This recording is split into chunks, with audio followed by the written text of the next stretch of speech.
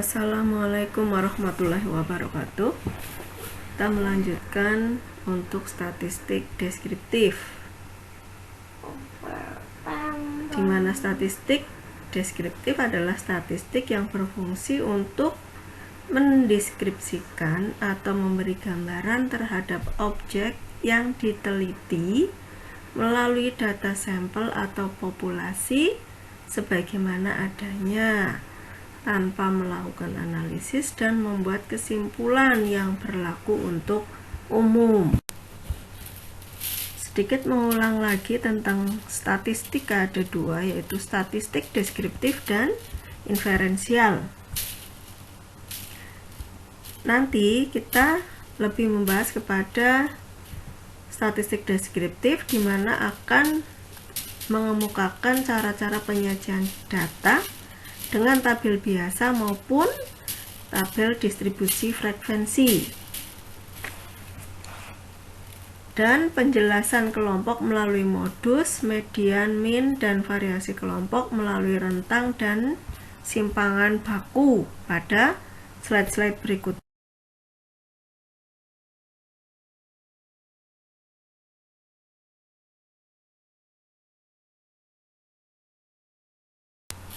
Selanjutnya, pada slide nomor 5 ini kita akan membuat tabel. Di sini tabel mengikuti kaidah pembuatan tabel yang kita pakai untuk laporan penelitian, tulisan ilmiah, menggunakan tabel yang hanya menggunakan 3 garis saja tanpa membuat kotak-kotak. Nanti dilihat di hasil-hasil jurnal atau penelitian yang ada di Fakultas Pertanian. Setiap tabel itu memuat ada judul tabel, ada judul per kolomnya, ada nilai data per kolom, dan di bawah dituliskan sumber datanya. Nah, sekarang kita ada contoh cara membuat tabel. Misalnya di sini ada soal yang ditampilkan di slideshow.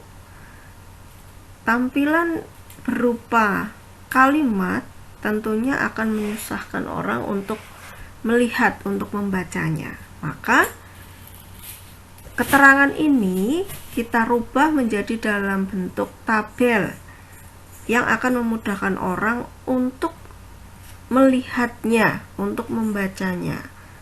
Akan menyingkat waktu serta lebih cepat orang untuk bisa menilai dari data yang ditampilkan. Ini adalah bentuk tabel dari soal yang tadi, dari data tadi di slide atasnya.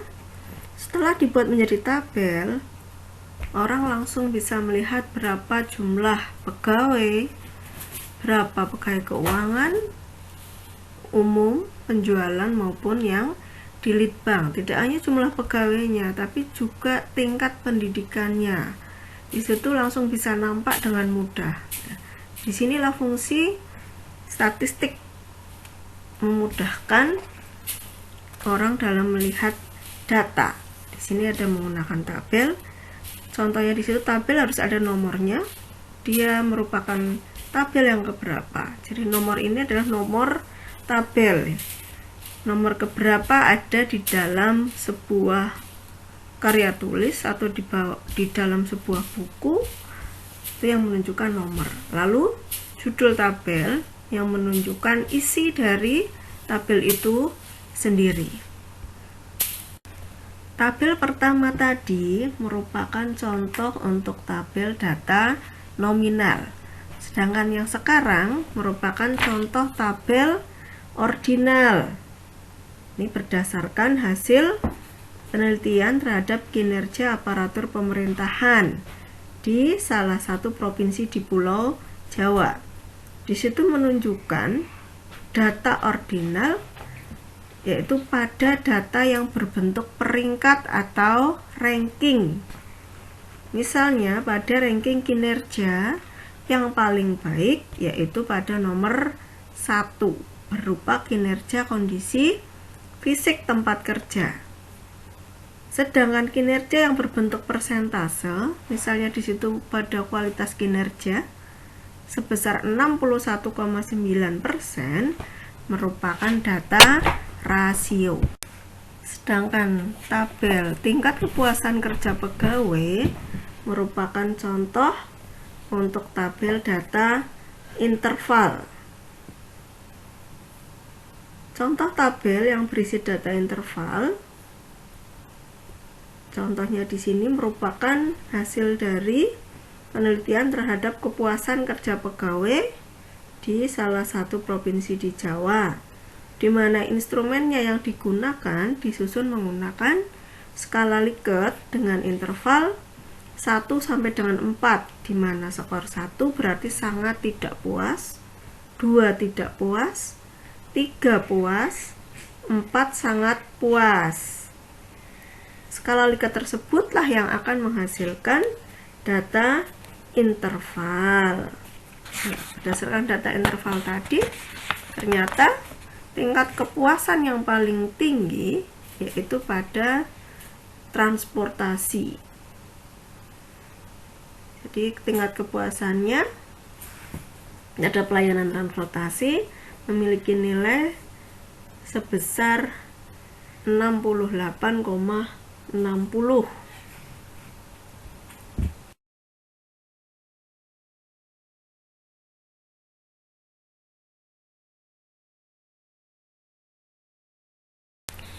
Sekarang bagaimana membuat tabel distribusi frekuensi? Misalnya contoh di sini ada data statistik hasil pengukuran dari suatu penelitian seperti tertulis di situ. Maka pada data tersebut dapat dilakukan pengelompokan dalam beberapa interval atau skala. Di situ bisa menggunakan skala 5 maupun skala 10.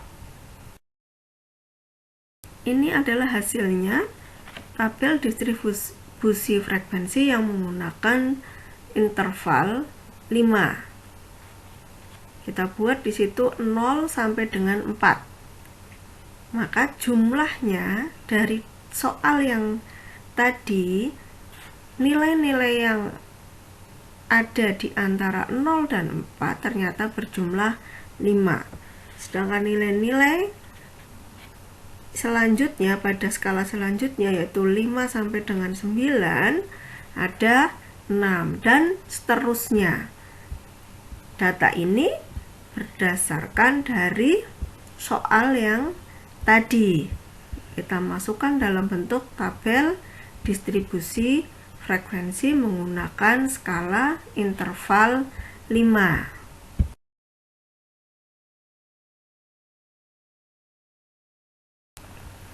Silakan diperhatikan urutan atau hal-hal yang perlu diperhatikan waktu kita mau membuat tabel distribusi frekuensi, terutama apabila datanya itu sangat panjang atau banyak.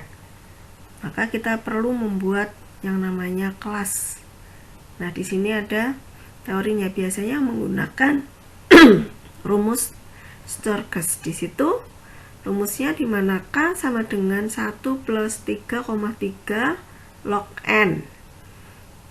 K adalah jumlah kelas interval, sedangkan N merupakan jumlah data observasi. Setelah kita menentukan K-nya, maka kita bisa membuat tabel distribusi frekuensi. Bagaimana menyusun tabel distribusi frekuensi apabila ada data yang seperti ini, yaitu data 150 mahasiswa yang mengikuti ujian dengan nilai seperti dalam gambar ini. Yang pertama adalah menghitung jumlah kelas interval, di mana K sama dengan 1 ditambah 3,3 log N. Maka 1 ditambah 3,3 log 150. Ketemunya 8,19.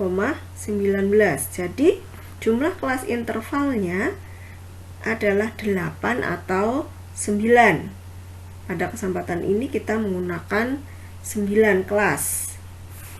Yang kedua adalah menghitung rentang datanya, yaitu data yang terbesar di dalam contoh ini dikurangi dengan data yang terkecil, kemudian ditambah 1. Bisa kita lihat di sini, data yang terbesarnya adalah 93, sedangkan data yang terkecilnya adalah 13. Berarti di situ sama dengan 80 ditambah 1. Yang ketiga, kita menghitung panjang kelas, yaitu dengan rentang dibagi jumlah kelas. Rentangnya tadi ketemunya 81, di jumlah kelasnya tadi ketemu 9, maka panjang kelasnya adalah 9. Tetapi pada contoh di sini lebih komunikatif lagi bila menggunakan panjang kelasnya adalah 10. Selanjutnya menyusun interval kelas. Dimulai dari data yang terkecil yaitu 13. Tetapi supaya lebih komunikatif, karena tadi kita sudah menentukan menggunakan kelas panjang kelas 10, maka dimulai dengan angka 10 di situ. Jadi 10 sampai dengan 19. Di situ untuk memudahkannya kita bisa menggunakan tali.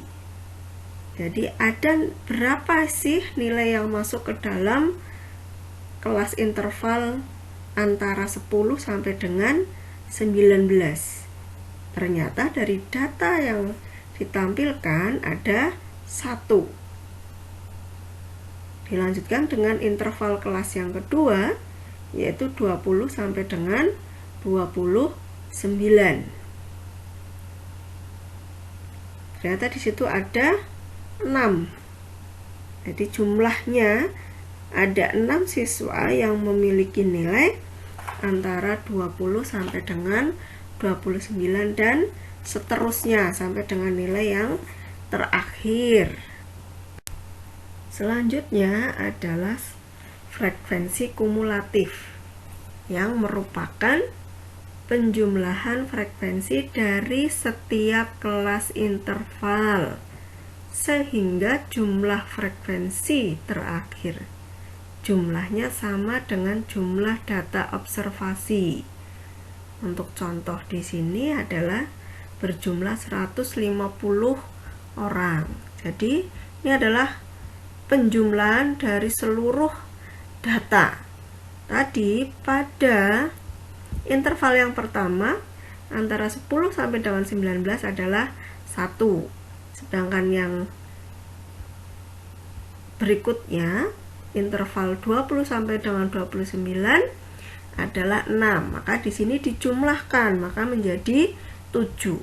1, 7, 16, 47 dan terakhir angkanya adalah 150. Ini namanya frekuensi kumulatif. Penyajian data akan lebih mudah dipahami bila dinyatakan dalam persentase. Penyajian data yang merubah frekuensi menjadi persen dinamakan dengan tabel distribusi frekuensi relatif dengan cara merubah frekuensi menjadi persen seperti dalam tabel berikut. Ini adalah tabel distribusi frekuensi kumulatif relatif, di mana terjadi penjumlahan karena di situ kumulatif ya. Jadi berbeda dengan frekuensi relatif. Di sini karena kumulatif, dia di setiap kelas itu sudah merupakan penjumlahan dari kelas sebelumnya, sehingga akan tertulis di situ yang terakhir adalah 100%. Penyajian yang lain selain tabel sudah ada dalam PowerPoint yang pertama, yaitu berbagai bentuk grafik, diagram, dan lain-lainnya. Maka kita lanjutkan dengan pengukuran gejala pusat atau sentral tendensi. Kita sudah nggak asing lagi, yaitu menggunakan modus, median, dan mean. Kita sudah ketahui bersama. Kita hanya mengulang sedikit di sini tentang modus. Kita bahas di situ. Langsung kepada contoh yang menggunakan data kuantitatif. Misalnya, hasil observasi terhadap umur petani kelompok tani Sidomulyo adalah seperti tertulis di situ. Maka yang muncul adalah umur 45 dengan jumlah frekuensi 5. Tetapi modus di sini bisa lebih dari 1 apabila jumlah frekuensinya belum memenuhi quorum dari jumlah data yang ada. Maka dari contoh soal di situ, dia ada 2 modus, yaitu untuk yang berumur 45 tahun yaitu 5 orang, dan yang berumur 20 tahun 2 orang. Jadi jumlahnya ada 7 untuk mewakili seluruh data. Di sini ternyata ada 13 data. Maka modusnya ada 2. Kalau hanya diwakili oleh 45 saja atau umur 45, di situ jumlahnya baru 5 orang, maka belum memenuhi. Setelah modusnya ada 2, 7 orang, dia sudah memenuhi quorum karena berjumlah setengah dari jumlah data yang ada. Sedangkan median merupakan teknik penjelasan kelompok yang didasarkan atas nilai tengah dari kelompok data yang telah disusun urutannya dari terkecil sampai ke terbesar atau sebaliknya. Maka median adalah data ke berapa yang merupakan nilai tengah. Rumusnya adalah setengah N ditambah setengah. Sedangkan mean merupakan nilai rata-rata dari kelompok tersebut. Rumusnya di sini X bar sama dengan sigma X dibagi N, atau X bar sama dengan sigma F kali X dibagi N. Kalau datanya tunggal, cukup menggunakan X bar sama dengan sigma X dibagi N.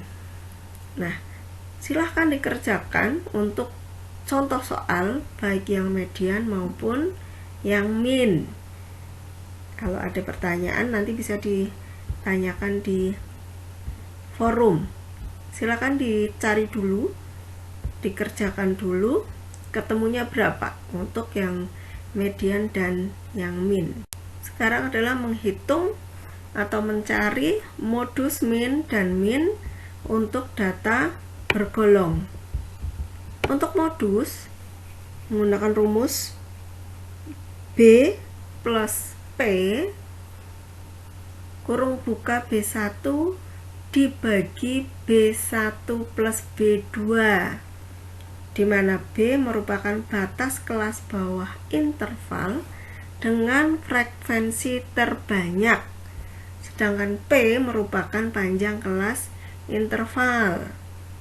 B1 merupakan frekuensi pada kelas modus atau frekuensi pada kelas interval yang terbanyak dikurangi dengan frekuensi kelas interval terdekat sebelumnya. Sedangkan B2 sama dengan frekuensi kelas modus dikurangi frekuensi kelas interval berikutnya. Di situ tertulis BMO sama dengan atau dengan rumus yang lain tapi artinya sama. MO sama dengan TB plus FA dibagi FA plus FB kali C. Jadi TB itu adalah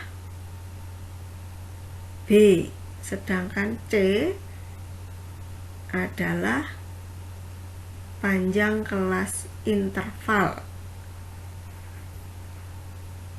FA adalah B1, FB adalah B2. Sedangkan median rumusnya adalah B ditambah P kurung buka 0,5 kali N min F besar dibagi F kecil. Sedangkan min untuk data bergolong adalah sigma FIXI dibagi sigma FI, di mana sigma FI merupakan jumlah data. FIXI merupakan produk perkalian antara FI pada tiap interval data dengan tanda kelas atau XI. XI sendiri adalah rata-rata dari nilai terendah dan tertinggi pada setiap interval data. Atau ada yang menggunakan rumus yang lain, tapi sama saja hasilnya. X bar atau min sama dengan sigma F kali XI dibagi N. Selanjutnya, ini ada soal. Silakan dikerjakan di rumah. Hitunglah modus, median, dan min dari data berikut ini. Dikerjakan dengan baik. Apabila ada kesulitan, nanti bisa kita diskusikan pada pertemuan berikutnya. Jadi, silahkan dicoba dulu, dikerjakan. Hasilnya bagaimana? Nanti kita diskusikan di minggu depan sebelum saya adakan evaluasi. Silahkan pertanyaan disampaikan, ditulis apa yang menjadi kesulitan dalam menghitung atau mengerjakan tugas-tugas yang ada dalam video kali ini.